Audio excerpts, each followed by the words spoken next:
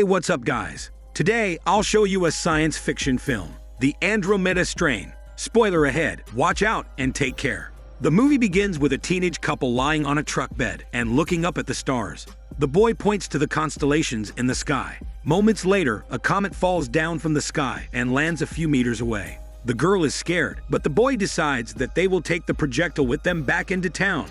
After they leave, a team of military soldiers arrives with the intent to collect the mysterious projectile. However, they discover that it's already gone. They drive to the nearby town and see that the people there have all fallen mysteriously sick. Meanwhile, a doctor named Jeremy arrives at his estranged wife's house. They had a messy divorce, and she won custody of their teenage son. However, the ex-wife is becoming increasingly unstable, and Jeremy is concerned that she isn't a fit parent. So he arranges for his son to stay with his sister in the meantime.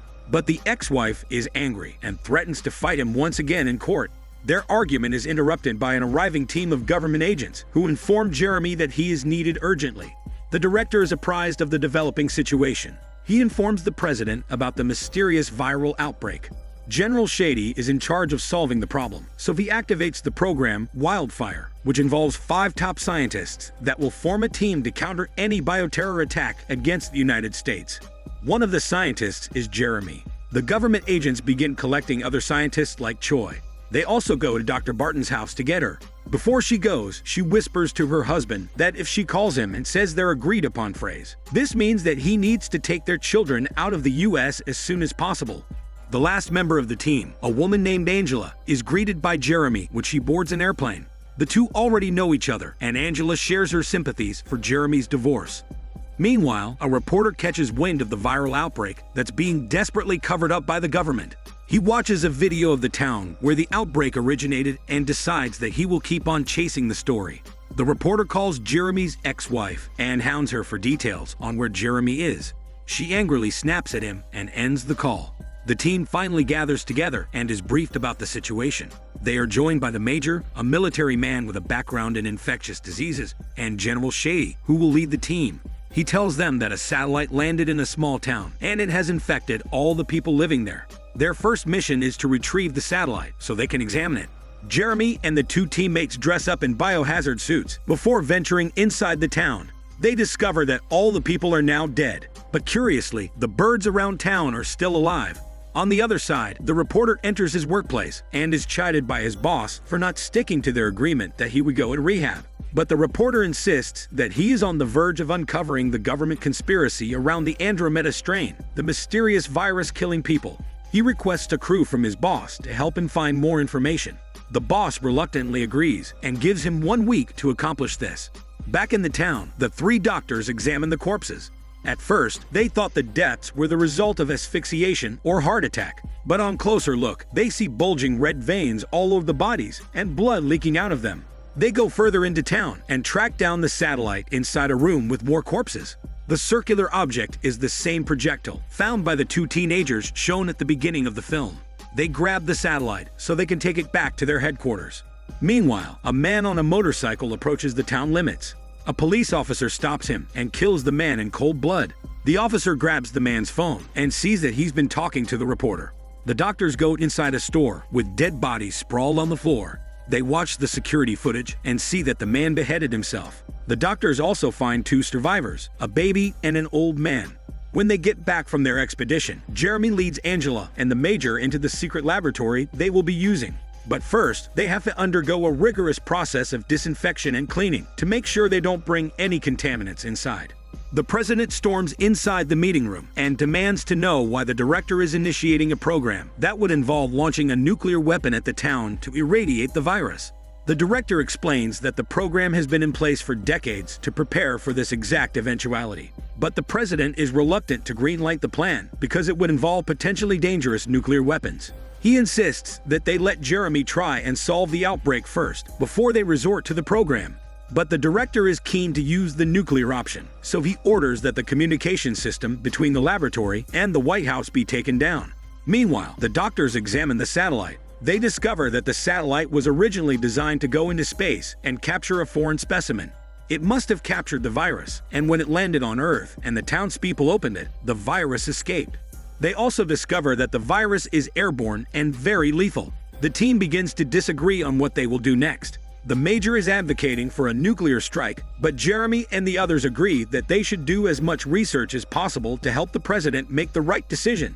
The reporter tries to interview a soldier assigned to safeguard the town. The soldier vehemently denies that anything serious is going on. He explains that they are just doing a military exercise.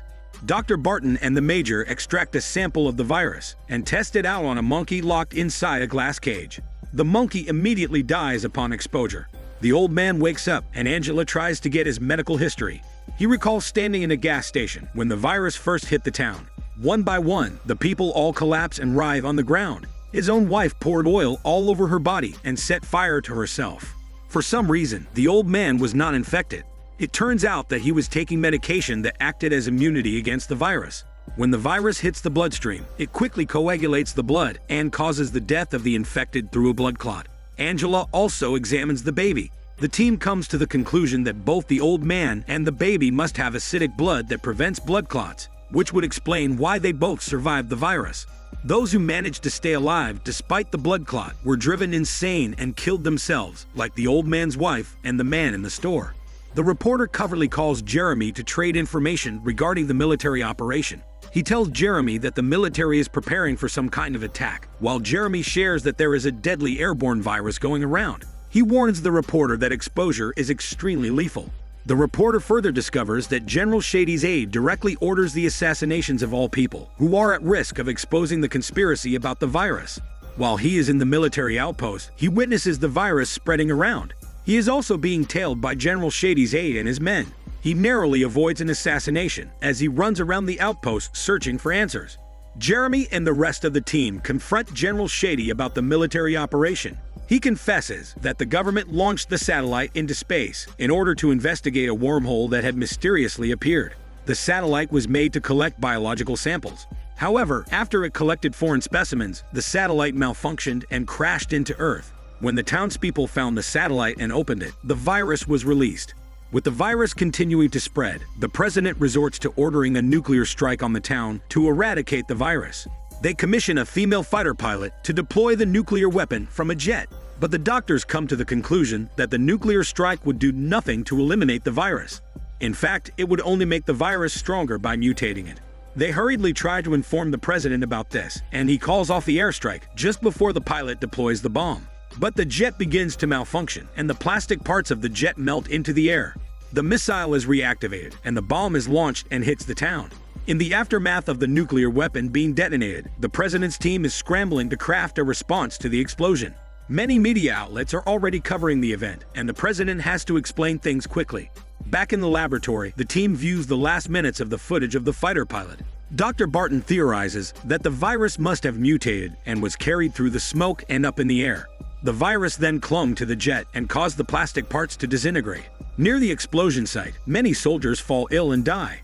The president holds a press conference and admits that a nuclear weapon was detonated. However, he assures the public that they are safe. Meanwhile, the reporter's boss calls the director and threatens to leak photos of the military operation if his reporter doesn't appear soon. It's revealed that the reporter has been missing ever since he snuck around the military outpost, looking for more information about the virus. Jeremy reports to General Shady that the virus has mutated again. It is using birds as its hosts, furthering the spreading of the infection at an unprecedented rate.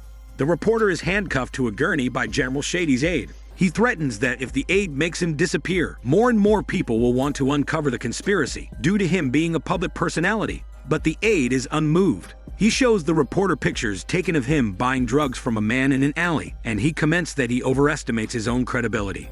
Several soldiers grab the reporter and deposit him on a helicopter. A black bag is also placed inside. While they're in the air, the reporter breaks open a fire extinguisher and fills the helicopter with white smoke. The pilot has no choice but to land. Due to the commotion, the reporter is able to escape and run out of the helicopter. The soldiers try to shoot at him, but it turns out there is a bomb inside the bag, and it explodes, killing the soldiers. Meanwhile, the doctors re-examine the virus' cellular structure.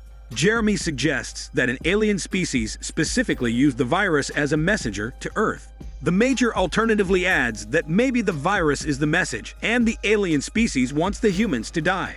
Later on, the group splits into two. Jeremy and Angela hatch out their past. It is revealed that they had an affair when they were working together on a project before. Jeremy admits that he was wrong for breaking things off with her and going back to his wife. He loved Angela, and he wishes he had chosen her. Meanwhile, Dr. Barton and the Major are examining their specimen. She asks the Major if he has someone in his life, and he alludes that he is gay. Afterward, he discovers that the virus cell structure is sulfuric.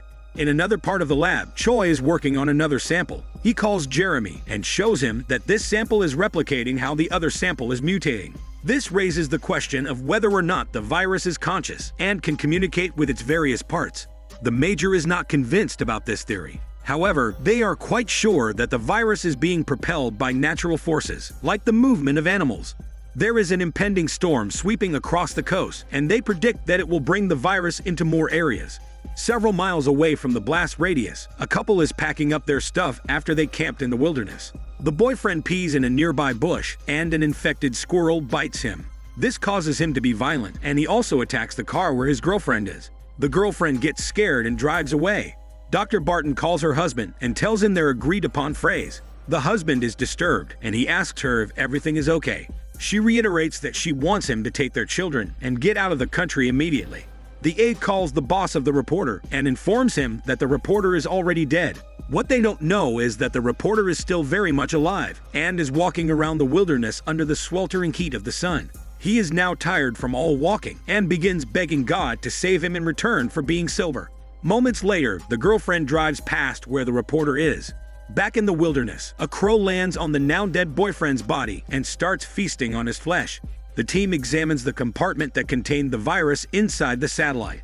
The compartment is made of a certain type of bacteria that can consume the virus because of its sulfuric structure.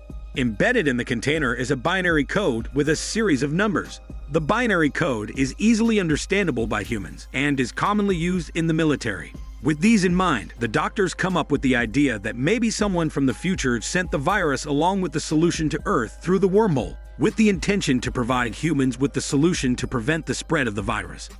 The team also begins to replicate the bacteria in large vats, so it could be quickly distributed across the country and eradicate the virus. Jeremy replays the footage of the fighter pilot again. He surmises that since the virus is self-aware, maybe it's also taking precautions for survival. He believes that the virus attacked the jet and forced it to detonate so that it would mutate and be even stronger. The team decides to destroy all the remaining samples of the virus they have, so they wouldn't be able to communicate with each other. But the director wants to keep one sample for himself for further use as military weapons. He learns that Dr. Barton had told her husband to take their children and leave. He corners her husband and blackmails Dr. Barton by ordering her to take one sample for him. When Dr. Barton tries to open the container holding the virus, the container starts disintegrating. This triggers a containment breach alarm in the lab and initiates a self-destruct sequence.